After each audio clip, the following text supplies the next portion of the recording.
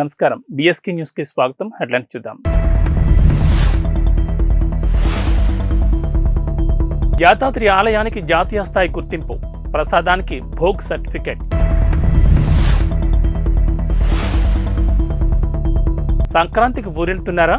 ఈ రూట్లో వెళ్తే పండగ తర్వాతే ఇంటికి.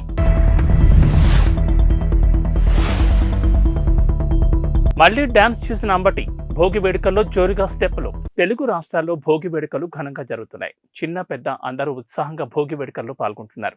ఆంధ్రప్రదేశ్ రాజధాని అమరావతిలోని మందడంలో నిర్వహించిన భోగి వేడుకల్లో టీడీపీ అధినేత నారా చంద్రబాబు నాయుడు, జనసేనాని పవన్ కళ్యాణ్, నాదెండ్ల మనోహర్ పాల్గొన్నారు. అమరావతి జేఏసీ, తెలుగుదేశం, జనసేన ఆధ్వర్యంలో తెలుగు జాతికి స్వర్ణయుగం సంక్రాంతి సంకల్పం పేరుతో ఈ కార్యక్రమాన్ని నిర్వహించారు. చంద్రబాబు, పవన్తో ఫోటోలు, సెల్ఫీలు తీసుకునేందుకు పిల్లలు, పెద్దలు పోటీపడ్డారు. చంద్రబాబు, పవన్ ఇద్దరు సంప్రదాయ దుస్తులు ధరించి వేడుకల్లో పాల్గొన్నారు. మందడంలో చంద్రబాబు, పవన్ కళ్యాణ్కు టీడీపీ, జనసేన కార్యకర్తలతో పాటు రాజధాని రైతులు ఘన స్వాగతం పలికారు. అనంతరం నేతలిద్దరూ కలిసి భోగి మంటలు వెలిగించారు. అధికార వైసీపీ ప్రభుత్వం తీసుకున్న ప్రజా వ్యతిరేక నిర్ణయాల ఉత్తర్వులు, అమరావతి వ్యతిరేక ప్రతులను మంటల్లో వేసి నిరసన తెలిపారు. తెలంగాణ ప్రసిద్ధ పుణ్యక్షేత్రమైన యాదాద్రి ప్రసాదానికి జాతీయ స్థాయిలో గుర్తింపు లభించింది. ఈ విషయాన్ని FSSAI national food safety CEO IPS Kamal Vardhan Rao వెల్లడించారు. దేశంలో 70కి పైగా దేవాలయాలు భోగ్ సర్టిఫికెట్ కోసం దరఖాస్తు చేసుకోగా తొలిసారిగా రాష్ట్రంలోని 2 దేవాలయాలకు ఈ గుర్తింపు లభించింది. తెలంగాణ ప్రసిద్ధ పుణ్యక్షేత్రమైన యాదాద్రి శ్రీ లక్ష్మీ నరసింహస్వామి దేవస్థానం ప్రసాదానికి జాతీయ స్థాయిలో గుర్తింపు లభించింది. కేంద్ర ఆరోగ్య కుటుంబ సంక్షేమ శాఖ పరిధిలోని ఆహార భద్రతా ప్రమాణాల ప్రాధికార సంస్థ నుంచి భోగ్ జాతీయ స్థాయి గుర్తింపు పత్రం పొందింది. ఎఫ్ఎస్ఎస్ఏఐ చీఫ్ ఎగ్జిక్యూటివ్ ఆఫీసర్ కమలవర్ధన్ రావు శనివారం ఆలయ ప్రసాదాల విభాగం అధికారి రామ్మోహన్ రావుకు భోగ్ సర్టిఫికెట్ను అందజేశారు. ఇప్పటి వరకు దేశంలోని 70కి పైగా దేవాలయాలు ఈ సర్టిఫికెట్ కోసం దరఖాస్తు చేసుకోగా రాష్ట్రంలో తొలిసారిగా 2 దేవాలయాలకు మాత్రమే ఈ గుర్తింపు లభించింది. మధ్యప్రదేశ్లోని ఉజ్జయిని వంటి ప్రముఖ ఆలయాలకు మాత్రమే ఇప్పటి వరకు ఈ గుర్తింపు రాగా తాజాగా తెలంగాణలో యాదాద్రి, వర్గల్, సరస్వతీమాత ఆలయాలకు ఈ గుర్తింపు లభించడం విశేషం.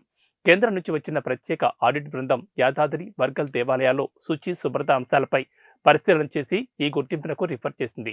భోగ్ సర్టిఫికెట్ సాధనకు తెలంగాణ ఫుడ్ సేఫ్టీ విభాగం కృషి చేసిందని ఆలయ అధికారులు తెలిపారు. ప్రోగ్రాం ప్రత్యేక నోడల్ అధికారినిగా అడిషనల్ ఫుడ్ కంట్రోల్ జ్యోతిర్మయి ఆధ్వర్యంలోని బృందం యాదాద్రి, వర్గల్ క్షేత్రాల్లో అనుసరిస్తున్న నాణ్యతా ప్రమాణాల గురించి అవగాహన కల్పించారన్నారు. కేంద్ర బృందం జరిపిన తుది ఆడిట్ అనంతరం రాష్ట్రంలోని 2 దేవస్థానాలకు మొట్టమొదటిసారిగా భోగ్ గుర్తింపు లభించింది. ఈ సర్టిఫికెట్లు అందుకోవడం పట్ల ఆలయ అధికారులు హర్షం వ్యక్తం చేశారు. తెలుగు రాష్ట్రాల్లో సంక్రాంతి సందడి మొదలైంది. ఉద్యోగ, ఉపాధి, విద్య కోసం వేర్వేరు ప్రాంతాల్లో నివసించే వారంతా సొంతూళ్లకు చేరుకోవడంతో గ్రామాలన్నీ కలకల్లాడుతున్నాయి. భోగి సందర్భంగా ఆదివారం ఉదయం ఎక్కడ చూసినా సాంప్రదాయక కార్యక్రమాలు కనిపించాయి. ఎక్కడ చూసినా భోగి మంటల కోలాహలం కనిపించింది. చిన్న పెద్ద అనే తేడా లేకుండా సరదాగా కార్యక్రమాల్లో పాల్గొన్నారు. సత్తెనపల్లి పట్టణంలో వైఎస్ఆర్సీపీ కీలక నేత, మాజీ మంత్రి అంబటి రాంబాబు గత ఏడాది మాదిరిగానే ఉత్సాహంగా కనిపించారు. భోగి సందర్భంగా పట్నంలో ఆదివారం నిర్వహించిన భోగి వేడుకలో ఆయన డాన్స్ చేశారు. జోరుగా, హుషారుగా స్టెప్పులు వేసి ఆకర్షించారు. డప్పు చప్పులకు లయబద్ధంగా డాన్స్ చేసి అందరినీ ఆకట్టుకున్నారు. ఈ కార్యక్రమానికి పెద్ద సంఖ్యలో హాజరైన వారంతా చప్పట్లతో రాంబాబును ఉత్సాహపరిచారు. గత ఏడాది సంక్రాంతి వేడుకల్లో అంబటి రాంబాబు సరదాగా చేసిన డాన్స్ చిన్నపాటి చర్చకు దారితీసిన విషయం తెలిసిందే. అంబటి డాన్స్ను పవన్ కళ్యాణ్ నటించిన బ్రో సినిమాలో పేరడీగా తీసుకోవడం, సోషల్ మీడియాలో ట్రోలింగ్ చేయడం హాట్ చర్చగా దారితీసింది. అయితే గతాన్ని పక్కన పెట్టి ఈ ఏడాది కూడా జోరుగా డాన్స్ చేయడంపై అంబటి ఆసక్తికర వ్యాఖ్యలు చేశారు. సంక్రాంతికి తాను సంబరాలు రాంబాబునేనని ఆయన అన్నారు. లేనిపోని రాద్ధాంతాలను తాను పట్టించుకోబోనని ఓ మీడియా సంస్థతో మాట్లాడుతూ అన్నారు. సినిమాల్లో కూడా చూపిస్తున్నారు కదా అని ప్రశ్నించగా సినిమాల్లో పెట్టుకునే స్థాయిలో నన్ను లేపుతుంటే నేనెందుకు కాదంటాను, నాకేం సమస్య లేదు, ఇంకో 2-3 పాటలకు డాన్స్ చేస్తానని వ్యాఖ్యానించారు. ఇదిలా ఉంచితే ఈ ఏడాది భోగి మంటల వేడుకల సాక్షిగా ప్రభుత్వ వ్యతిరేక నిరసనలను చేపట్టాలని విపక్ష టీడీపీ, జనసేన పార్టీలు తమ శ్రేణులకు పిలుపునిచ్చిన విషయం తెలిసిందే.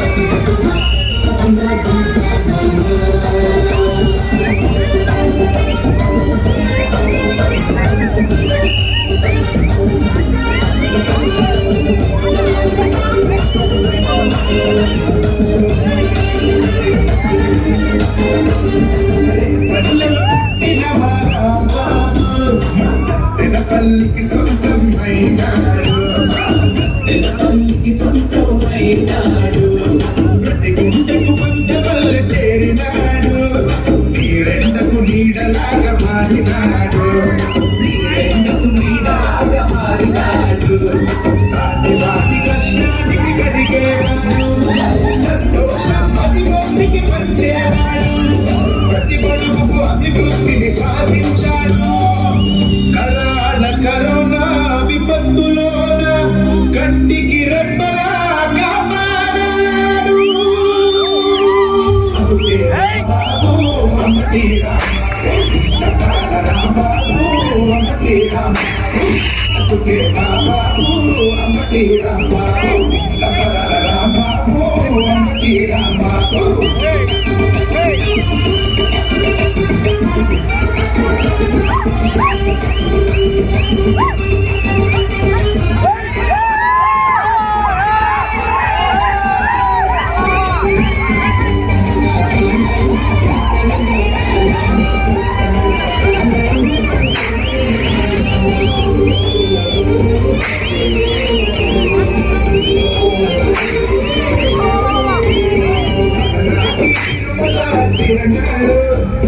చేస్తుంటే చాలా పట్ట వింటు పళ్ళు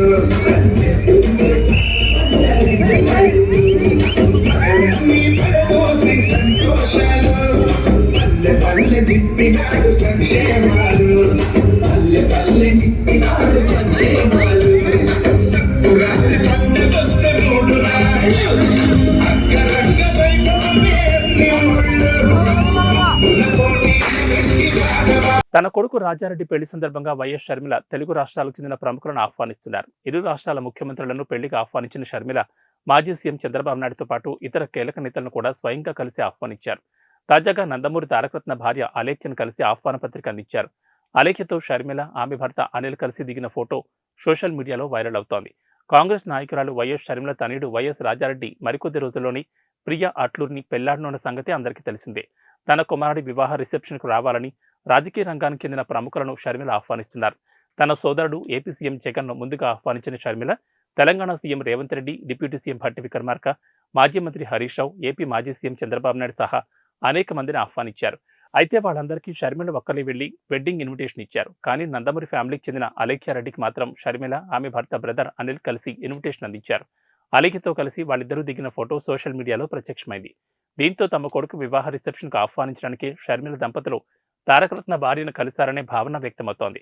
రాజకీయ నేపథ్యం ఉన్న వ్యక్తులను ఆహ్వానించడం కోసం షర్మిల ఒక్కరే వెళ్తున్నారు.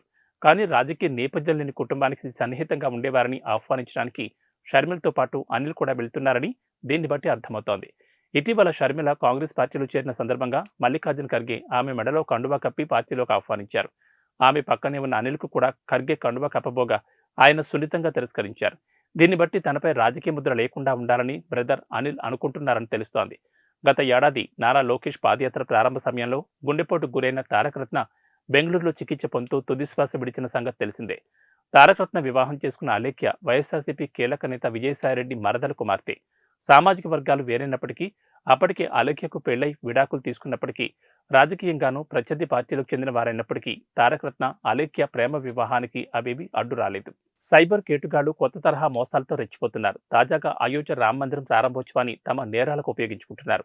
ఆలయ ప్రారంభానికి సంబంధించిన వీఐపీ టికెట్లు గెలుచుకున్నారంటూ వాట్సాప్కు సందేశాలు పంపుతున్నారు. ఇలాంటి వాటి పట్ల జాగ్రత్తగా ఉండాలని టీఎస్ఆర్టీసీ ఎండీ సజ్జనార్ హెచ్చరించారు. సైబర్ నేరగాళ్లు రోజుకు అవతారమెత్తి అమాయకులను మోసం చేస్తున్నారు.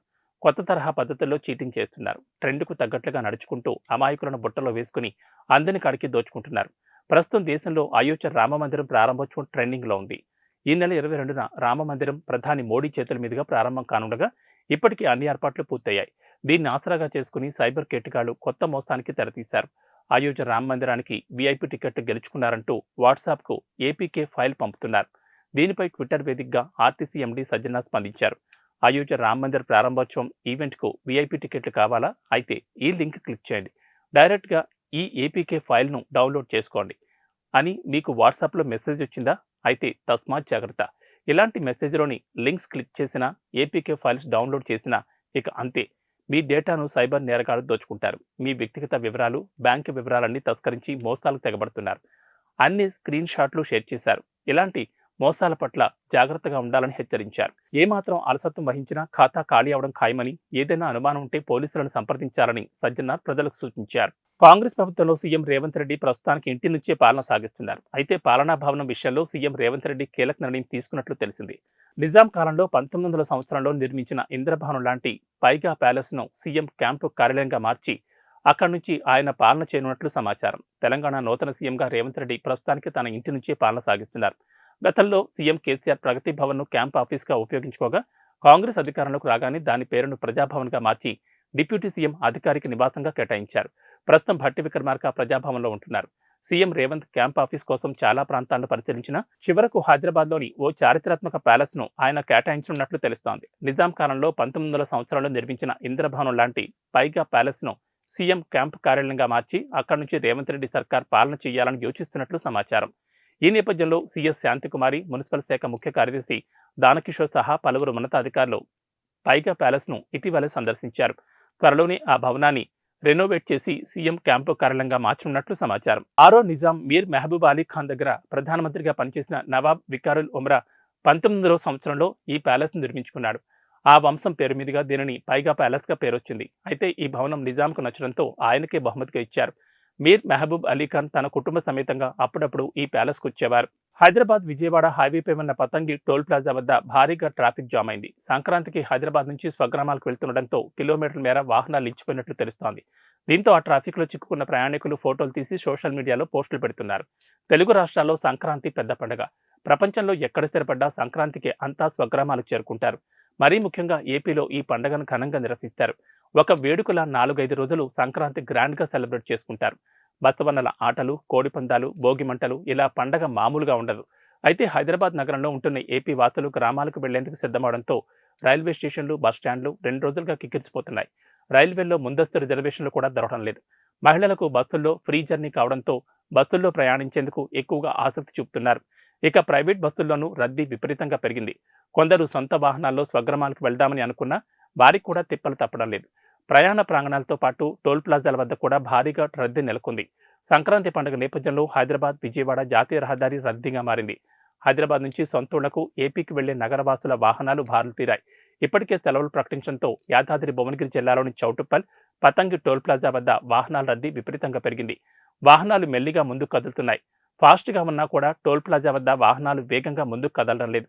దానికి తోడు ఉదయం పొగమంచు కూడా కమ్మేయడంతో వాహన రాకపోకలకు అంతరాయం ఏర్పడింది. పండగ నేపథ్యంలో శుక్రవారం రాత్రి వరకు 50,000 వాహనాలు వెళ్లనున్నట్లు జీఎంఆర్ అధికారులు అంచనా వేస్తున్నారు. అయోధ్య రామమందిర ప్రాణప్రతిష్ఠకు ముహూర్తం సమీపిస్తున్న వేళ సరికొత్త విషయాలు వెలుగులోకి వచ్చాయి. సరిగ్గా 32 ఏళ్ల క్రితం ఇదే రోజున దేశ ప్రధాని అయోధ్య రామమందిరానికి చేరుకున్నారు. కన్యాకుమారి నుంచి కాశ్మీర్ వరకు చేపట్టిన ఏకతా యాత్రలో ఆయన ఉన్నట్లు ఫోటోలను సామాజిక మాధ్యమాల్లో పోస్ట్ చేశారు. అలనాటి మధుర జ్ఞాపకాలు నెబరవేసుకున్నారు. రామమందిరం గురించిన సందేశాన్ని దేశం మొత్తం వ్యాప్తి చేయడానికి ఆయన ఈ యాత్రలో ఉన్నారు. అయోధ్య రామమందిర ప్రాణప్రతిష్ఠకు ముహూర్తం సమీపిస్తున్న వేళ సరికొత్త విషయాలు వెలుగులోకి వచ్చాయి. సరిగ్గా 32 ఏళ్ల క్రితం ఇదే రోజున దేశ ప్రధాని అయోధ్య రామమందిరానికి చేరుకున్నారు. కన్యాకుమారి నుండి కాశ్మీర్ వరకు చేపట్టిన ఏకతా యాత్రలో ఆయన ఉన్నట్లు ఫోటోలను సామాజిక మాధ్యమాల్లో పోస్ట్ చేశారు. అలనాటి మధుర జ్ఞాపకాలను నెమరవేసుకున్నారు. రామమందిరం గురించిన సందేశాన్ని దేశం మొత్తం వ్యాప్తి చేయడానికి ఆయన ఈ యాత్రలో ఉన్నారు.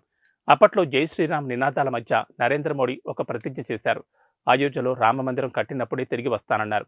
వాటికి సంబంధించిన ఫోటోలు ఇప్పుడు వైరల్గా మారాయి. కాశ్మీర్ను భారత్లో విలీనం చేయడం ద్వారా బీజేపీ దేశాన్ని ఏకం చేయడానికి తపస్సు చేసినట్లు ఈ సోషల్ మీడియా పోస్టులో పేర్కొన్నారు.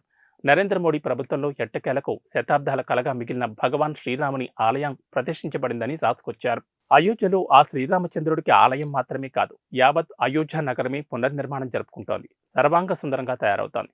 లక్షల మందికి ఆతిథ్యం ఇచ్చేందుకు సిద్ధమవుతోంది. రైళ్లు, రోడ్లు, వాయు మార్గాల్లో చేరుకోవడానికి అవకాశం ఉన్న అయోధ్యలో ఆ మేరకు రవాణా మౌలిక వసతులను కేంద్ర రాష్ట్ర ప్రభుత్వాలు అభివృద్ధి చేస్తున్నాయి. అయోధ్య అనగానే అందరి దృష్టి అక్కడ నిర్మాణం పూర్తి చేసుకుంటున్న రామమందిరం, బాలరాముడి విగ్రహ ప్రాణప్రతిష్ఠపైనే ఉంది. ఆలయ ప్రారంభోత్సవం సందర్భంగా వచ్చే విశిష్ట అతిథులు, వారికి ఇవ్వబోయే బహుమతులు, ఆలయానికి వస్తున్న కానుకలు, ఇతర విశేషాల గురించి అందరూ ఆసక్తిగా తెలుసుకుంటున్నారు. ప్రారంభోత్సవం తర్వాత వీలును బట్టి రామజన్మభూమికి ట్రిప్ ప్లాన్ చేసుకుంటున్నారు. ఇంతవరకు బాగానే ఉంది. కానీ ఆలయానికి వచ్చే భక్తులకు ఆతిథ్యం ఇచ్చే అయోధ్య నగరం ఎలా ఉంది? మిలియన్ల సంఖ్యలో వచ్చే భక్తులకు ఆ నగరం ఆశ్రయం ఇవ్వగలదా? రోడ్డు విస్తరణ కారణంగా తొలగించిన భవనాల స్థానంలోనూ పునర్నిర్మాణ పనులు జరుగుతున్నాయి. ఇదిలా ఉంటే ఇప్పటికే ఇక్కడున్న హోటళ్లు, వసతి గృహాల నిర్వాహకులు తమ వ్యాపార సామర్థ్యాన్ని పెంచుకుంటున్నారు. ఈ క్రమంలో అదనపు అంతస్తులు లేదా విస్తరణ పనులు జరుగుతున్నాయి. ఈ క్రమంలో రియల్ ఎస్టేట్ రంగానికి రెక్కలొచ్చాయి. అయోధ్య నగరంతో పాటు పరిసర ప్రాంతాల్లో భూముల ధరలు పెరిగాయి. అమ్మకాలు, కొనుగోళ్లు సాగుతున్నాయి. సరికొత్త వెంచర్లు వెలుస్తున్నాయి. ప్రైవేట్ హోటళ్లు, రిసార్ట్లు పెరుగుతున్నాయి. నగరంలో ఆలయానికి సమీపంలో నివాస భవనాలున్న ప్రతి ఒక్కరూ తమ ఇళ్లను హోటళ్లుగా మార్చేస్తున్నారు. లేదంటే హోమ్ స్టేలు మార్చి తమ ఆదాయ మార్గాలను పెంచుకుంటున్నారు.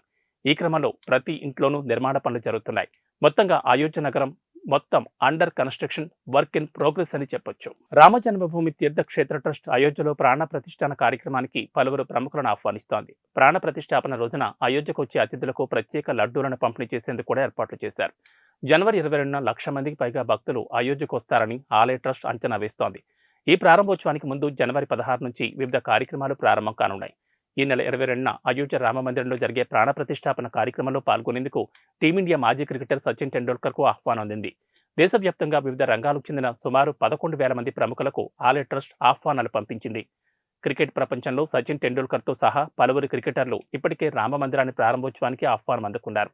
వారిలో నీరజ్ చోప్రా, పివి సింధు, విరాట్ కోహ్లీ, రోహిత్ శర్మ సహా ఇతర ప్రముఖ క్రీడాకారులు ఉన్నారు. జాకీ ష్రాఫ్, రజనీకాంత్, రణబీర్ కపూర్ వంటి సినీ పరిశ్రమ ప్రముఖులకు కూడా ఆహ్వానాలు అందాయి. ఈ సందర్భంగా రామజన్మభూమి తీర్థక్షేత్ర ట్రస్ట్ సభ్యులు మాట్లాడుతూ 11,000 మందికి పైగా అతిథులు, ఆహ్వానితులకు జ్ఞాపికలను అందజేసేందుకు ఏర్పాట్లు చేస్తున్నట్లు తెలిపారు. ఇవి బులెటిన్ విశేషాలు. నమస్కారం.